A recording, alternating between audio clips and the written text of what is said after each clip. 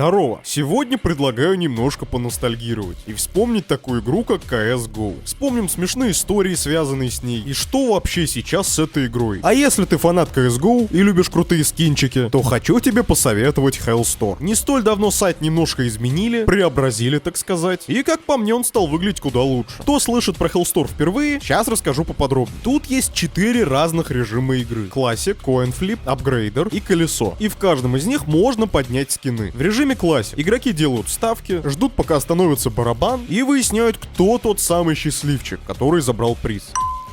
В Coin-Flip режиме вы можете сделать ставку, подождать, пока к вам кто-нибудь зайдет, и посмотреть, кто же из вас победил. Режим Upgrader. Тут можно улучшить свои скины. И повышая вот этот вот процентик, повышается твой шанс выигрыша. И режим Колесо. Тут ты делаешь ставку на один из секторов барабана, и те, кто выбрали правильно, выигрывают свой приз. Также ребята ежедневно раздают призы. И не забывайте, что ребята часто устраивают розыгрыш. Например, сейчас проходит весенний розыгрыш. Переходи по моей ссылочке в описании, регистрируйся на Hellstore и используй мой промокод SLASH, чтобы получить 2 халявных $. Сейчас это огромные деньги.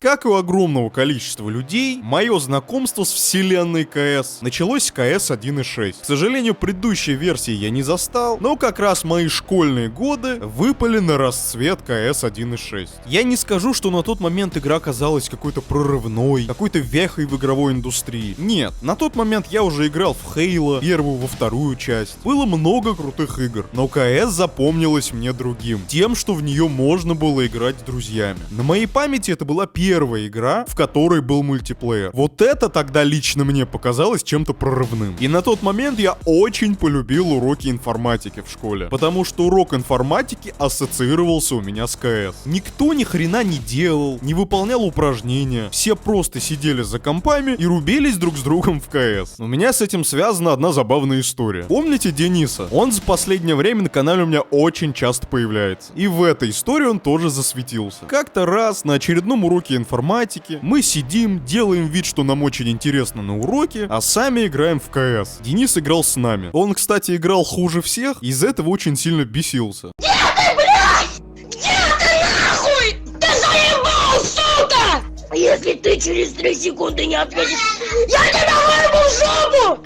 И после очередного матча, где Денис вместе с его командой жестко проиграли, Денис жестко бомбанул. Начал нас обвинять, что мы читеры, что мы там за ним следим, какие кнопки он нажимает. Короче, всякую ахинею. И сказал, что с нами больше играть не будет. И вообще КС неинтересная игра. Идите нафиг. А так как на компах была только КС-ка, ему срочно понадобилось установить другую игру. И он стал искать игры в интернете. Сами понимаете, на тот момент никакого Steam, Epic Games Store, ничего такого не было. Ты либо покупал игру на диске, либо качал ее на всяких торрент-трекерах. А особо умные люди играли в онлайн-игры, типа в браузере. Ну а Денис был пацаном непростым. Он решил скачать игру из браузера. А-ля вот на таком сайте. Елена в 500 метрах от вас. Хочет увидеться. Не упустите шанс. Я буду устраивать спасибо. Короче, идея была рисковая. Денис начал качать какой-то файл. Я так и не понял, что это было. То ли симулятор фермера, то ли симулятор свиньи. Файл у Дениса скачался, он его открывает, и компьютер вырубается. И при последующих попытках его включить, перезагрузить, вырубить из розетки, компьютер просто не реагировал. Мы тогда начали жестко угорать, понимая, что сейчас начнется. А Денис начал суетиться и нервно дергать ножками. В какой-то момент училка заметила, что происходит, и Дениса ждал долгий невеселый разговор, из-за чего его родителям пришлось покупать новый компьютер в школу. Я так понял, Денис скачал не симулятор свиньи, а какой-то жесткий вирус, типа Трояна, который к херам уничтожил комп. С тех пор Дениса за компьютер, кстати, не пускали. Вот такая вот история из детства. В общем, прошли годы, про КС мы уже все забыли, подросли, и со временем вышла CSGO. Следующая прорывная часть игры. Я, кстати, когда делал видос, удивился. Оказывается, она вышла еще в 2012 году. Но по ощущениям она стала популярной году к 16 к 18. Стали проводиться всякие киберспортивные мероприятия, всякие движухи с кейсами, со скинами на оружие. Игра своей простотой и сбалансированностью произвела фурор. Не зря до сих пор КС — это главная киберспортивная игра. На соревнованиях, на турнирах самые жесткие призовые фонды именно у КСеров. За все время участия на про-сцене Xypnix является рекордсменом среди клатчеров, взяв более 600 клатч-раундов. Помимо этого, он выиграл 39 турниров, из которых которых было 4 мажора. При этом его заработок составил 1 миллион и 771 тысячу долларов, что является самым большим доходом среди всех про-игроков в CSGO. Да что уж там говорить, вокруг игры выстроилась целая экономическая система, в которой люди покупают скины, открывают с ними кейсы, перепродают друг другу. И страшно представить, сколько заработали разработчики игры и Габен. Потому что даже сейчас средний онлайн игры около 30 миллионов игроков. И пронюхав какой спрос на эту игру, подключились мобильные разработчики. Сколько же было клонов CSGO. Какие-то реально были играбельные, в них реально был мультиплеер, а какие-то были созданы исключительно ради выкачивания денег. И что самое удивительное, компьютерные клубы есть до сих пор. Там играют в PUBG, в Fortnite и даже в CS. Как-то раз мы с моим другом пришли в такой вот компьютерный клуб. Было это не столь давно, где-то полгода назад. Пришли мы туда чисто из интереса. Посмотреть, как сейчас выглядят те самые компьютерные клубы. И вообще, кто в них сидит. Я был сильно удивлен. Публика там, скажем, разношерстная. Там могут сидеть взрослые дядьки, у которых есть семьи, дети, работы, бизнесы, которые туда пришли чисто поностальгировать. Взять с собой своих друзей детства и залететь в КС. И само собой там есть школьники. Если ты не делаешь килл на лиду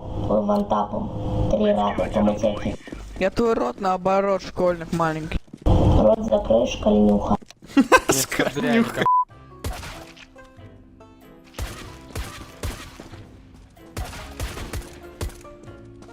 Сука, не стреляй, говдон ебу.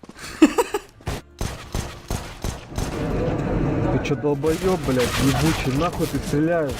Фанаты Fortnite, PUBG, которые на деньги, сэкономленные на обедах, вот так вот весело проводят время. Мы тогда разбились на 2 команды, причем команды были лютые. То есть я, мой друг, какой-то взрослый мужик 40 лет, другой мужик практически пожилого возраста, уже седой, 2 школьника и какой-то таджик. Сражались мы против таких же оппонентов. Разумеется, играли мы в CSGO. Я за все эти годы уже забыл, как там играть, как там купить себе оружие, но все равно, поностальгировать у меня получилось. Все-таки, когда ты играешь по мультиплееру, это не то. А когда ты в одном помещении сидишь с реальными людьми, вживую с ними переговариваешься, даешь советы, это совершенно другой опыт. Но за что я больше всего люблю КС, это мемы вокруг нее и своеобразное геймерское комьюнити.